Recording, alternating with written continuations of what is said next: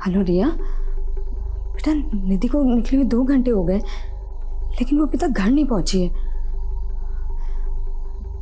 देखो वो फोन भी नहीं उठा रही है मेरा। अगर तुमसे उसकी कोई बात हो ना तो प्लीज मेरी बात करवा देना।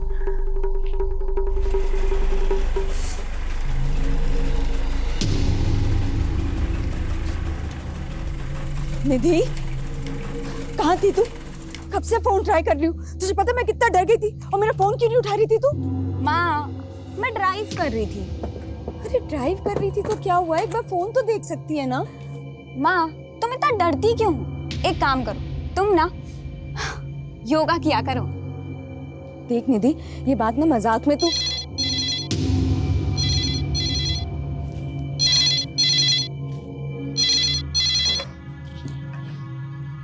हेलो, कैसी हो मेरी जान?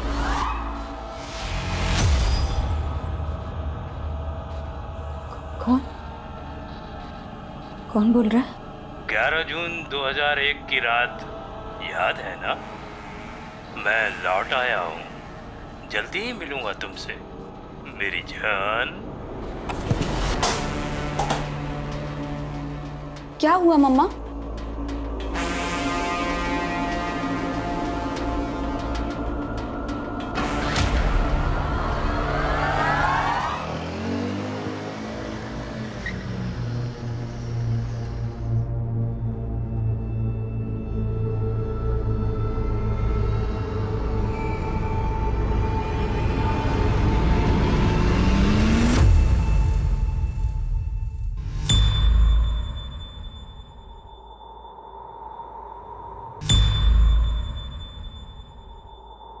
बोलिए रीमा जी।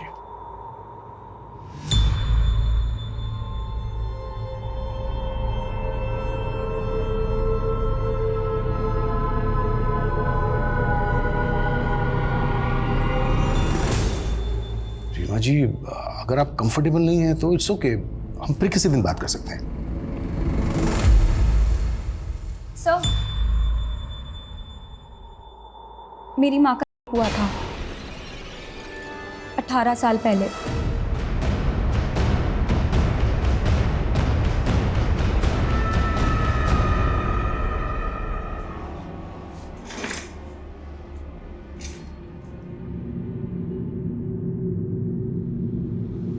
रीमा जी, आपने बहुत अच्छा किया जो अपनी बेटी की बात मानी।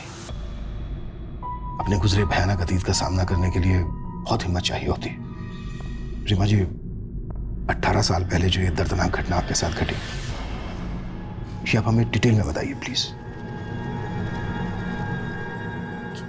11 जून 2001 की रात थी। उस घटना के 18 साल के बाद उस आदमी ने अचानक से कॉल किया आपको? जी। रीमा जी, जब ये घटना घटी आपके साथ, उस वक्त आपने पुलिस कंप्लेंट तो की ही होगी? जी, प्रतापनगर थाने में करवाई थी। तब इंस्पेक्टर मुकेश राठौर इंचार्ज थे। प्रतापनगर पुलिस स्टेशन से कांटेक्ट करो। सर,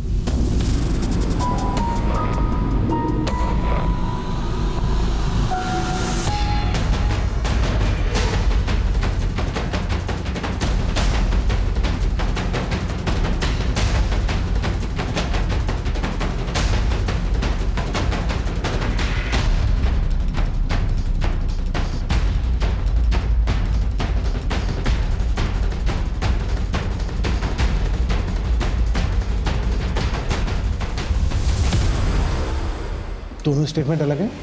मतलब? या सर, ये रीमा का रीसेंट स्टेटमेंट है जो उसने हमें दिया है, और ये 2001 का स्टेटमेंट है।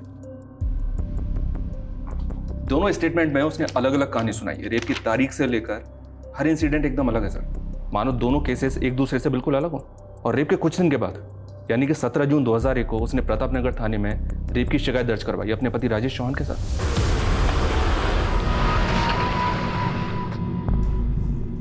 बोलिए रीमा जी, डरिए मत।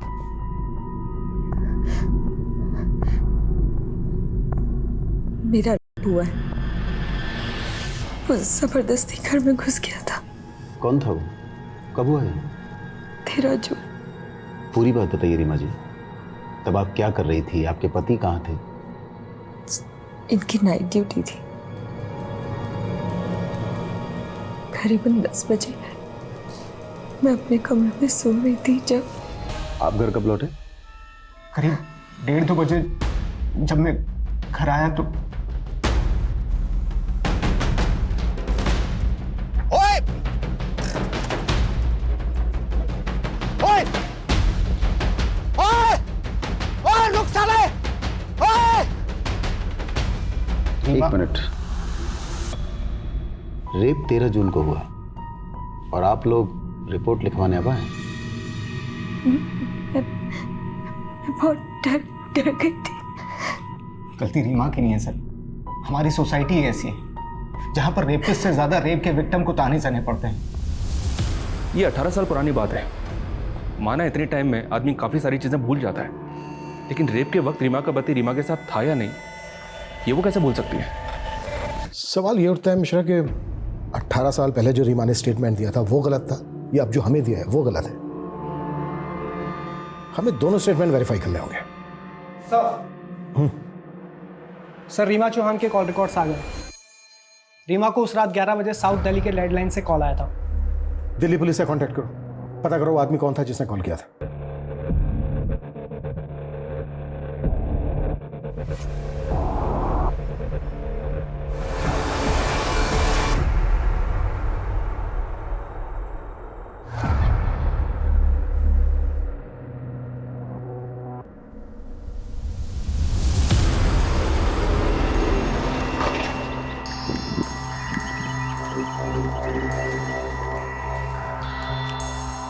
चेक करो।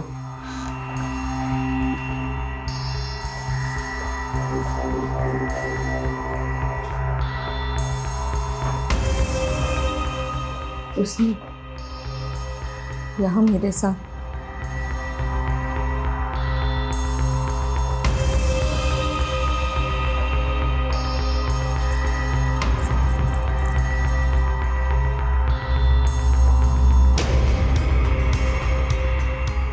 अच्छा, आपने बताया कि उसने गमछे के टुकड़ों से बांधा था, वो टुकड़े कहाँ हैं?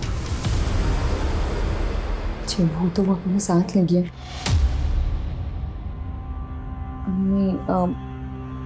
नहीं शायद एक मिनट सर, यहाँ शायद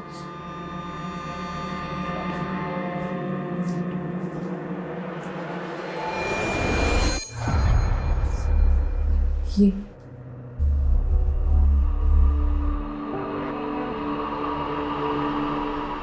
रीमा के मेडिकल एग्जामिनेशन में ऐसा कोई सॉलिड एविडेंस नहीं मिला जिससे प्रूव हो सके कि रीमा का रेप हुआ है। क्या रेप के कुछ दिन बाद एग्जामिनेशन हुआ इसलिए? मे बी, लेकिन एक कारण ये भी है कि रेप होने के बाद रीमा अपने पति राजेश के साथ सेक्सुअली एक्टिव थी। क्या? हाँ, क्योंकि प्राइवेट पार्ट पर जो मार्क्स मिले हैं वो एक पैशनेट सेक्स की वजह से भी हो सकते हैं। ये तो रीमा ने खुद ही अपना केस कमजोर कर लिया। एक बात और सर, रेप होने के बाद विक्टिम को अक्सर कलाई, जांघों पर छोटे मोटे घाव लगते हैं, लेकिन रीमा के केस में उसकी बॉडी पर एक छोटी सी खरोच तक नहीं थी। इट्स स्ट्रेंज, क्या रीमा ने बिल्कुल भी रेजिस्ट नहीं किया होगा?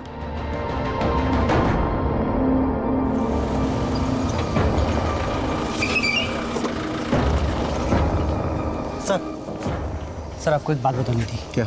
रीमा का जहाँ रेप हुआ था उस जगह 11 जून को चोरी की 3 वारदातें हुई थी। रीमा की केस से कोई कनेक्शन लगता है? सर चोर की कदकाठी रीमा के रेपिस्ट से मेल खाती है और एक विटनेस का कहना है कि उस चोर ने गमछा भी पहन रखा था। चोरियां हुई 11 जून को और रेप हुआ 13 जून को। हो सकता है दोनों क्राइम एक ही आदमी ने किए हों। लेकिन सर जहाँ चोरी हुई वहाँ रेप की कोई वारदात नहीं हुई और जहाँ रेप हुआ यानी कि रीमा के घर वहाँ चोरी नहीं हुई। सर मुझे दोनों केसेस अलग अलग ही लग रहे हैं। सर 2001 में भी इन्वेस्टिगेटिंग टीम को इस बात का शक था कि रीमा उनसे कुछ छुपा रही थी। उसके कैरेक्टर पे भी सवाल उठे थे। शनि अफेयर, तो क्या ये रेप का नाटक अफेयर को कवर करने की वजह से था? अगर ऐसा था तो फिर इतने सालों बाद वही नाटक करने के पीछे क्या वजह हो सकती है?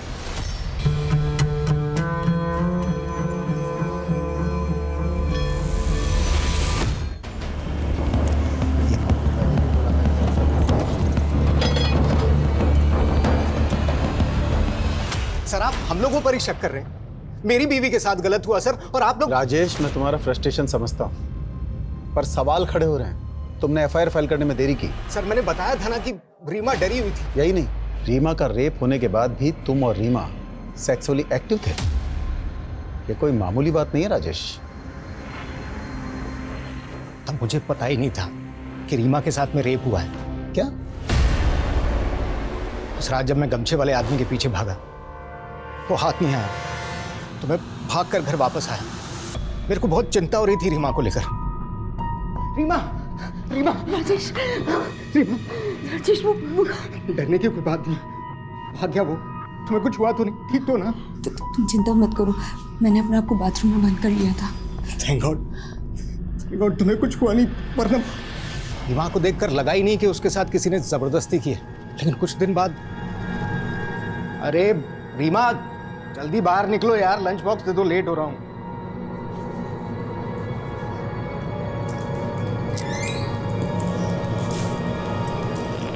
क्या हुआ? नहीं बस वो थोड़ी सी कमजोरी है। झूठ मत बोलो। कल भी बोला था ना तुम्हें कि डॉक्टर के चलो। एक दिन और देख लेते, फिर पक्का चली जाऊंगी। इस पेन को इग्नोर करने से काम नहीं चलेगा। आज शाम को चलते हैं तुम्हारे डॉक्टर मित्तल के। मैं जल्दी आ जाऊंगा, तुम बस तैयार रहना। डॉक्टर मित्तल गायनोकोलॉजिस्ट हैं। उन्होंने मुझे बताया कि रीमा के साथ मैंने घर आते ही सीधे सीधे रीमा से पूछ लिया।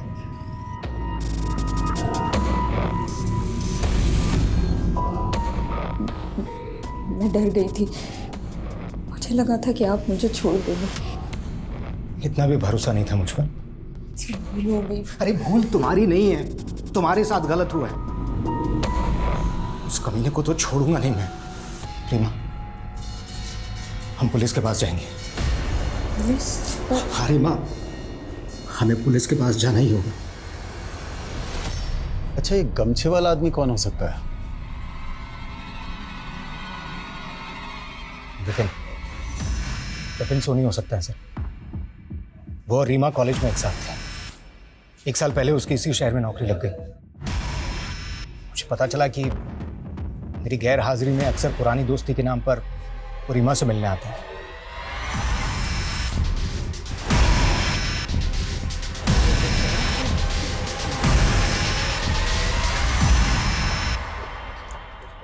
जगन, सर। पूजा दहिया रेप केस की फाइल निकालो। जी सर।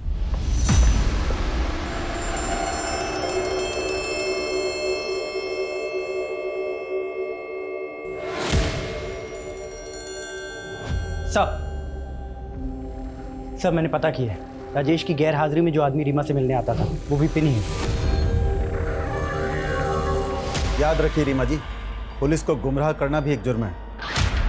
आप क्या कह रहे हैं, मैं कुछ समझ नहीं पा रही। मैं समझाता हूँ। सालों पहले पूजा दहिया नाम की औरत का केस अखबारों की सुर्खियां बना था। आपने नाम जरूर सुना होगा। जी नाम तो सुना हुआ है। बिल्कुल आपसे मिलता जुलता केस है।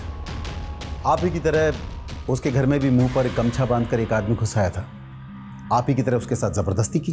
कहना क्या चाहते हैं? यही कि आपने इसी बात का फायदा उठाया। जब आपके पति राजेश ने विपिन को घर से भागते हुए देखा तो आप डर गई और आपने पूजा दहिया की कहानी को अपनी कहानी से जोड़ दिया। राजेश, राजेश प्लीज समझाइए इन्हें। आप समझिए मिस रीमा चौहान, आपके पड़ोसी ने कंफर्म किया है कि आपका दोस्त आपसे मिलने अक्सर आपके घर आता था। आपके पति ने भी कंफर्म किया है कि उनकी गैर हाजिरी में आपका दोस्त विपिन अक्सर घर आता था। और इन्वेस्टिगेशन वहीं रोक दी गई। पुलिस ने रीमा को वार्निंग देकर केस क्लोज कर दिया। यानी विपिन सोनी से पुलिस ने बात की नहीं, जिसके साथ रीमा का अफेयर होने का शक था। जी, और अब तो इस केस के investigating officer Mukesh ji retired हो चुके होंगे। हालांकि उनके घर का एड्रेस पता करने के लिए बोल दिया मैंने। कहानी है कि है, लेकिन सब अपना अपना वर्जन सुना रहे हैं और अपने वर्जन में हर कोई सही होता है। रीमा से एक बार और मिलते हैं, देखते हो इस बार क्या कहानी सुनाती है।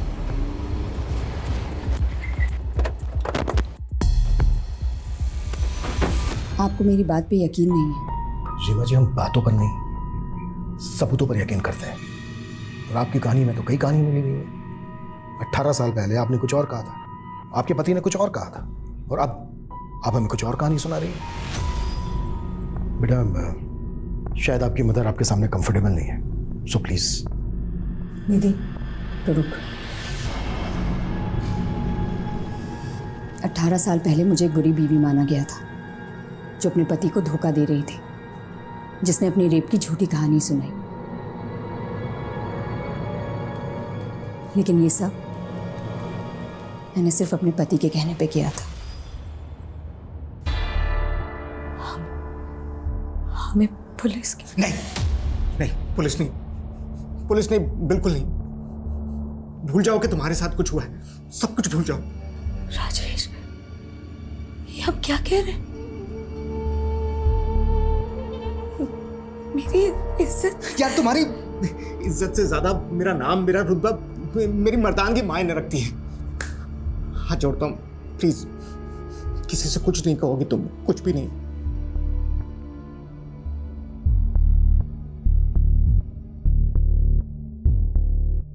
रीमा, ये इंजरीज नॉर्मल नहीं है। बताओ मुझे क्या हुआ है?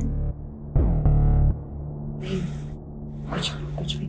रीमा, तुम कुछ छुपा रही हो ना? आप क्यों जिद कर रही हैं?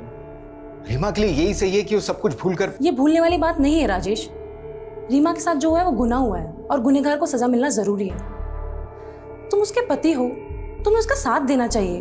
और अगर तुम में हिम्मत नहीं है तो मुझे कह दो, मैं इसे पुलिस स्टेशन लेके चली जाऊंगी। नहीं नहीं, आपको कुछ करने की जरूरत नहीं है। मैं ले जाऊंगा रीमा को पुलिस के पास। मजबूरी में राजेश को मुझे पुलिस स्टेशन ले जाना पड़ा, लेकिन वहां उसने मुझे पूरा सच नहीं बताने दिया। मेरा हुआ ये सच है, लेकिन उस वक्त राजेश वहां नहीं था, ये झूठ। चलो माना, आपने अपने पति के कहने पर झूठी गवाही दी, लेकिन आपने के तुरंत बाद अपने पति के साथ फिजिकल रिलेशन बनाए। ऐसा क्यों? अगर सही वक्त पर मेडिकल एग्जामिनेशन हो जाता तो रेपिस्ट को पकड़ने में आसानी होती। वो फिजिकल रिलेशनशिप मेरी मर्जी से नहीं बनी थी। उस आदमी ने तो सिर्फ मेरे शरीर को दर्द दिया था। लेकिन राजेश, और जब आप डॉक्टर से मिली तो आपने डॉक्टर को अपना सारा सच बता दिया। कुछ सोचा नहीं था सर, बस जिसने थोड़ी सी हमदर्दी दिखाई उसके सामने दिल खोल के रख दिया। तो जो आपके पति ने दिखाया, पुलिस ने उसी को सच मान लिया और आपका सच सामने नहीं आया। आता कैसे? पुलिस ने ना कभी डॉक्टर ना कभी विपिन से कोई बात की। विपिन कभी आपसे मिलने आया था? नहीं, विपिन पे बहुत प्रेशर बन गया था, इसलिए वो शहर छोड़ के चला गया था। लेकिन आपके पड़ोसियों ने तो उस वक्त बयान दिया था कि आपका होने के बाद विपिन आपसे मिलने आया था। ये भी राजेश की चाल थी। विपिन अच्छा लड़का था, हंसमुख था।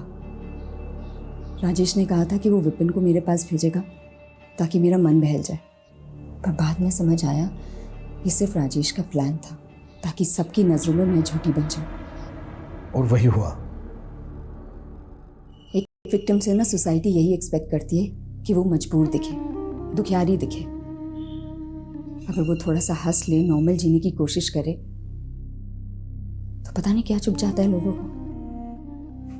पूजा दहिया को जानती हैं आप? पहले आप ही के इलाके में रहती थी। उसके घर में भी एक आदमी ठीक आप ही के घर की तरह चेहरे पर गमछा बांध के घुस गया था। जी, मैंने सुना तो था कि पूजा दहिया के केस में किसी को अरेस्ट किया गया। पूजा दहिया का केस स्टडी किया था तुमने? जी सर, और मुझे ऐसा लग रहा है कि पूजा दहिया और रीमा चौहान का केस आपस में कनेक्टेड है। तो क्या उस आदमी ने पूजा दहिया से भी कांटेक्ट किया होगा? इतने सालों के बाद वो अपने विक्टिम को कॉल क्यों करेगा?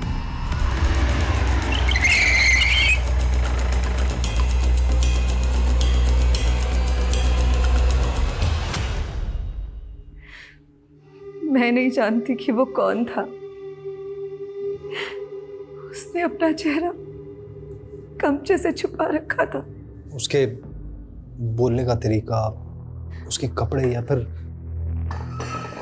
ऐसा कुछ जो आपको अलग लगा हो? अंकल, उस आदमी ने मुझे कुछ लिखने को दिया था। बात बात पर मुझे छड़ी से मारता था, मुर्गा बनाता, बहुत जलील करता था मुझे। रवि, फिंगरप्रिंट्स कलेक्ट करो और फॉरेंसिक टीम बुलाओ। सुअर के बच्चों, तुम्हें कोई फिंगरप्रिंट नहीं मिलेगा। ऐसा कहा था उसने बोलने के लिए मुझे। वो आदमी बोलते वक्त हक लाता था, खासकर च बोलते वक्त। इन्वेस्टिगेटिंग टीम ने इस पूजा दहिया का बैकग्राउंड खंगाला सर। पूजा की फैमिली में दूर दूर तक कोई भी टीचिंग प्रोफेशन में नहीं था। शायद गुमराह करने के लिए लेटर लिखवाया गया हो। पहली टीम का भी यही मानना था। लेकिन यह भी तो हो सकता है कि उसने अपनी आप बीती लिखवाई हो। शायद उसके बचपन में उसके साथ कोई भयंकर हादसा हुआ हो। रेपिस्ट ने नकुल से और भी कुछ लिखवाया था, ये देखिए। सबसे पहले पूरा घर सर्च करेंगे, दरवाजे देखेंगे, तेरी माँ का बयान लेंगे, तेरा बयान लेंगे। ये जो कोई भी है पुलिस प्रोसीजर को बहुत अच्छे से जानता है। एक एक चीज लिखवाई है। मतलब ये पुलिस वाला भी हो सकता है। या फिर कोई ऐसा जिसका अपना पुलिस में हो, या फिर रहा हो। सर रीमा के केस के आईओ मुकेश राठौर का एड्रेस मिल गया है। रिटायर होने के बाद वो यहीं जयपुर में सेटल्ड है। लाइमलाइट के लिए ये क्या कह रही है तू? मैं नहीं, नेबर्स, रिलेटिव्स सब यही बोल रहे हैं। देख, लोग कुछ भी कहें, लेकिन तू तो मुझ पे यकीन करती है ना। तुझे भी लगता है कि मैं झूठ बोल रही हूँ?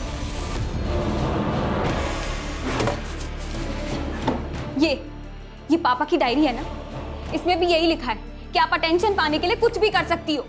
लो पढ़ो। यदि तूने अपने पापा को ना सिर्फ फोटोज में देखा है, या फोटोज में लोगों की सोच, उनकी नीयत के बारे में कुछ पता नहीं चलता बेटा। बच्चा गिरा दो। क्यों? क्योंकि ये मेरा नहीं है, उस कमीने का है। कितनी बार आपको बताऊंगी कि ये हमारा बच्चा है।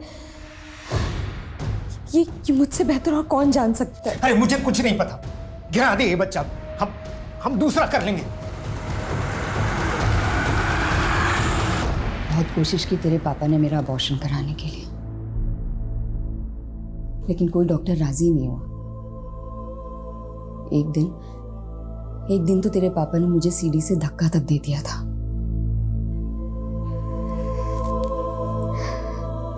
लेकिन तेरी किस्मत में ना जीना लिखा था।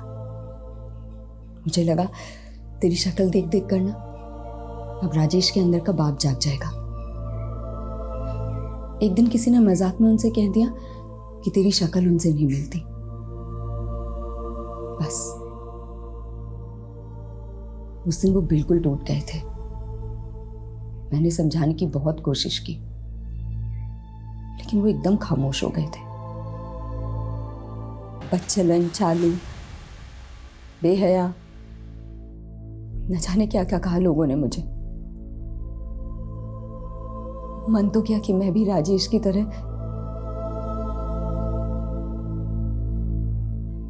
लेकिन तेरा चेहरा देखकर हमेशा रुक जाती। मैं ये सब कुछ ना एक बुरा सपना सोचकर भुला चुकी थी, लेकिन हाँ वही सब कुछ हो रहा है मेरे साथ। मैं ये सब सहन कर सकती हूँ, लेकिन दुख इस बात का है कि तू भी मुझ पे यकीन नहीं करती।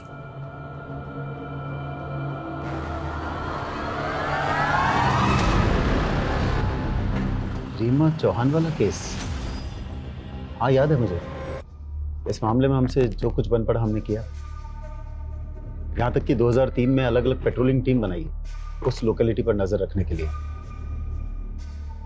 और एक रात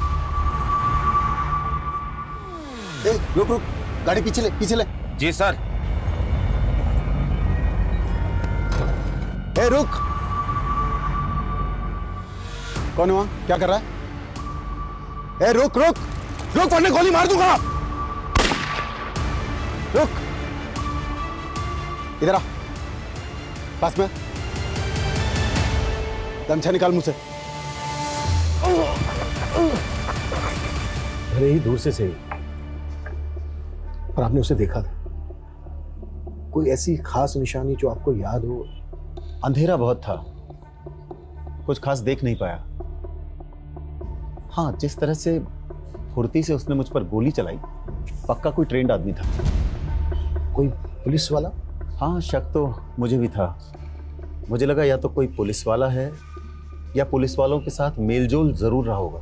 जब हमारी सारी कोशिश फेल हो गई तो हमने जनता की मदद मांगी। देखिए, डरने की कोई जरूरत नहीं है। आप लोगों को केवल पुलिस की आंख और कान बनना है। कोई भी बाहर का आदमी दिखे जिसका बर्ताव अजीब सा हो तो फौरन पुलिस को सूचित कीजिए। उसे पकड़ने की कोशिश मत कीजिएगा क्योंकि उसके पास गन है। इंस्पेक्टर साहब, गन हो या तोप, एक फौजी किसी से नहीं डरता है। विकास जी, तैश में आकर कोई भी कदम मत उठाइएगा, फौरन पुलिस को सूचित कीजिएगा। जरूर, लेकिन उसे जान से मारने के बाद। और आप चिंता मत कीजिए, मेरे रहते हुए हर कोई सुरक्षित है।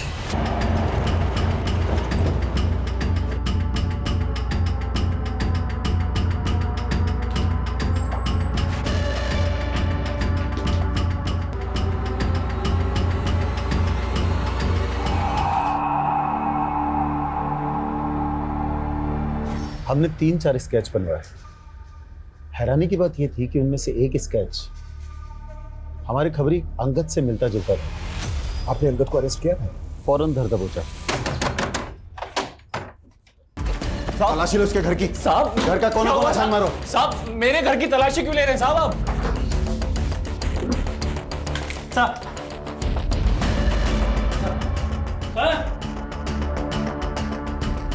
साहब, ये घड़ी, ये ज्वेलरी, ये कल कहाँ से आए साबुन तेरे पास? ये सब उन्हीं का है ना जिनका रेप हुआ है? साहब, मैं सच कह रहा हूँ साहब, मुझे कुछ नहीं पता। मैं महीने में ठीक से 10 दिन भी घर पे नहीं रहता हूँ साहब, तो मुझे पता नहीं है सामान कहाँ से आया है। तू ऐसे नहीं उगलेगा।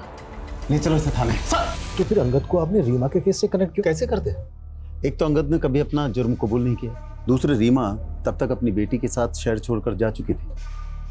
हाँ, इस बात का सुकून है कि मेरे ट्रांसफर होने से पहले ये केस क्लोज हो गया। 18 साल के बाद उस आदमी ने फिर से रीमा से कांटेक्ट किया है। क्या? यस। आपको क्या लगता है, क्या ये अंगद हो सकता है? अंगद कैसे हो सकता है? अंगद तो 2013 में जेल में मर गया, दिल का दौरा पड़ा था उसे। सर, अंगद को मरे हुए पूरे 6 साल हो चुके हैं। ये रीमा चौहान ये सब नाटक पब्लिसिटी के लिए कर रही है फॉर श्योर। कैसी पब्लिसिटी? क्या मिलेगा उसको पब्लिसिटी करके? एक बार को अपने बारे में ना सही, पर कम से कम अपनी बेटी के बारे में तो सोचे। और वैसे भी ये तो कंफर्म है ना कि उस रात रीमा को कॉल आया था। हेलो, कैसी हो मेरी जान? ये भी तो हो सकता है सर, कोई कॉपी कैट। चांसेस बहुत कम है। चलो मान लेते हैं कि मुजरिम अभी भी फरार है। वक्त के साथ उसका काम करने का तरीका भी बदला, पहले चोरी, फिर रेप, उसके बाद मर्डर्स। जब रीमा का रेप हुआ तब उसकी उम्र होगी कोई 35-37, तो इस वक्त उसकी उम्र होनी चाहिए 52 से 55 के बीच।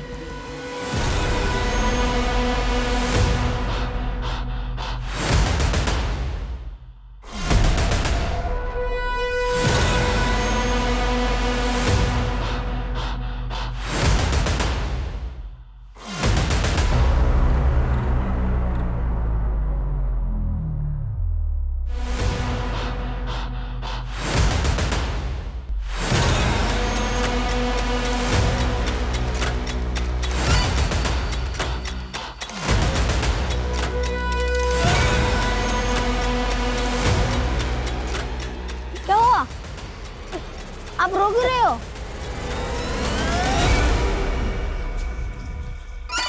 गुंजन, माँ को चल के सब बताना अभी, डरना मत।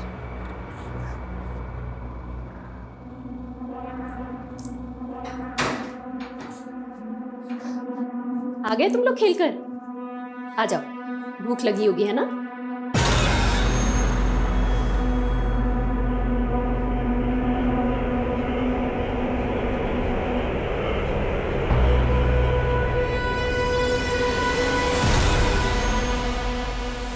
बेटा, ये सूरज अंकल हैं, अब हम लोग के साथ ही रहेंगे। नमस्ते करो।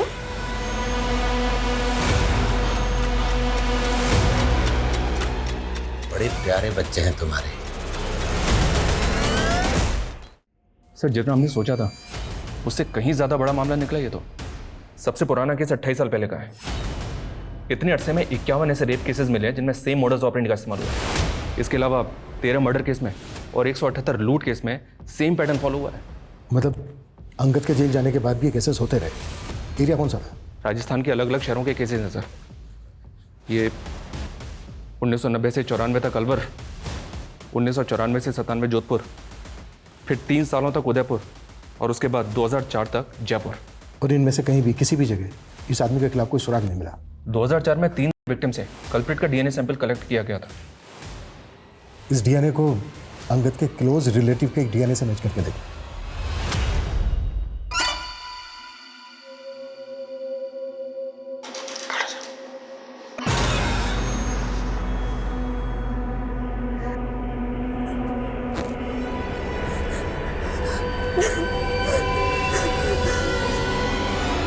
ये अंकल बहुत गंदे हैं, मत खेला करो उनके साथ। तुम माँ को क्यों नहीं बताती हो? ठीक है, तुम मत बताओ, मैं माँ को खुद ही बता दूंगा। नहीं, माँ खुद अंकल के साथ ही गेम खेलती है।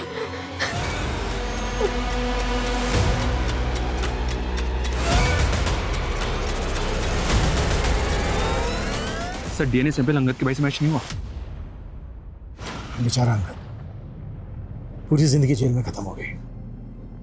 एनीवे, डीएनए सैंपल है हमारे पास। एक काम करो, जितने भी मॉलेस्टर रेपिस्ट हैं उनके डीएनए से मैच करो। Okay sir.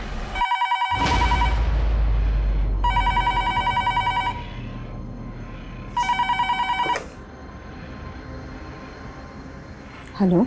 मेरी जान, कैसी हो? बहुत दुख हुआ जानकर कि तुम्हारी बात पर कोई यकीन नहीं कर रहा। बकवास बंद करो, और हिम्मत है ना तो सामने हो। तुम कायर हो, कायर हो तुम।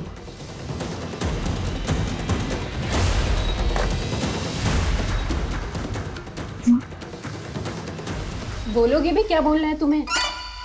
माँ, वो अंकल। बड़े मजाकिया बच्चे हैं तुम्हारे। अच्छा बच्चों, मैं बाजार जा रही हूँ, 7 बजे तक आऊंगी। तब तक अंकल के साथ रहना, इन्हें परेशान मत करना।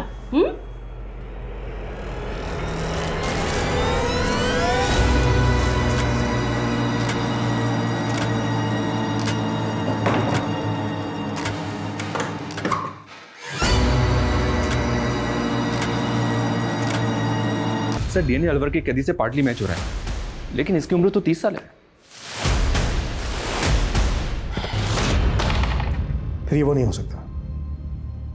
आई थिंक उस आदमी को ट्रेस करने के लिए हमें किसी एक्सपर्ट की मदद लेनी होगी। देखिए, ये डीएनए पार्टली मैच हो रहा है, यानी ये कैदी उस खूनी का रिश्तेदार हो सकता है। एक्चुअली हमें इस कैदी के मदर और फादर के सभी रिलेटिव्स की एक लिस्ट बनानी होगी और सबका डीएनए मैच कराना होगा। सर, लोकेशन हिस्ट्री और रिपोर्ट्स के अकॉर्डिंग हमारे पास अभी एक सस्पेक्ट है, और वो ये है।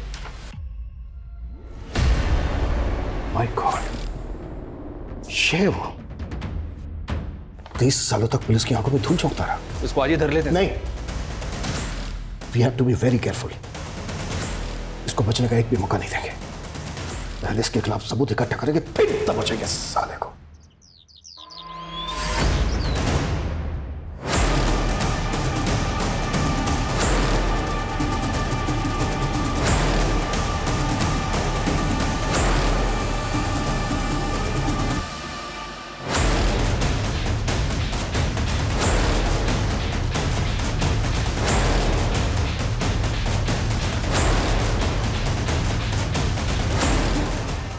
नजर बना के रखो उस पर, कुछ भी हलचल हो तुरंत मुझे इन्फॉर्म करना। सर। ओके?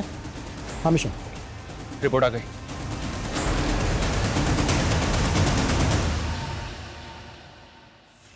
अब सही वक्त है। आता है साले।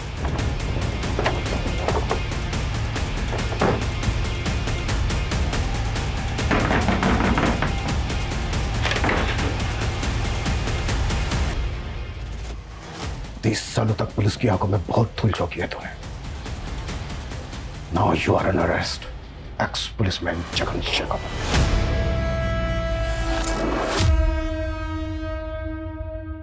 तेरे साथ गलत हुआ, इसलिए तू दूसरों के साथ भी गलत कर रहा था। बचपन में जो मेरे साथ हुआ, उस सदमे से उभरने के लिए मैंने छोटी छोटी चोरियां करना शुरू कर दिया। उसके बाद लोगों के घरों में घुसकर कुछ चीज़ें ले आता, फिर घरों में घुसकर सिक्के चुरा लाया। और ये काम मैंने पुलिस में आने के बाद भी चालू रखा। रेप करना कब से शुरू किया? 2000 से। पूजा ने क्या बिगाड़ा था तेरा? गलती पूजा की नहीं, पूरी औरत जात की है। उसी साल दिल टूटा था मेरा।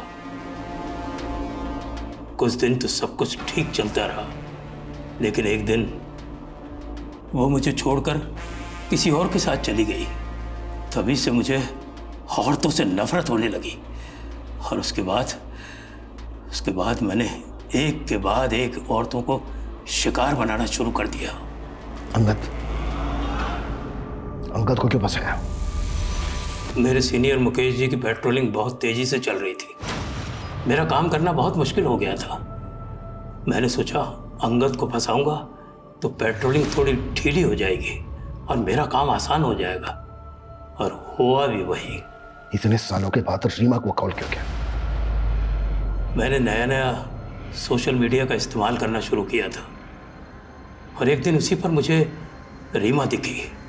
मैंने उसका पीछा किया और मैंने उसका टेलीफोन नंबर उसके पड़ोसी से ले लिया। मैं सिर्फ उसे डराना चाहता था।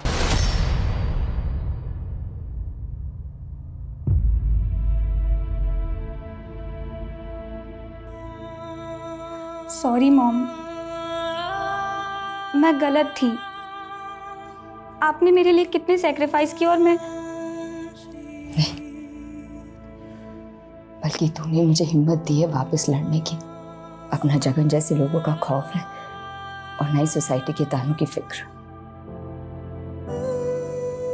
अब देखना, मैं अपनी बाकी की जिंदगी ना एकदम बेखौफ जीऊंगी।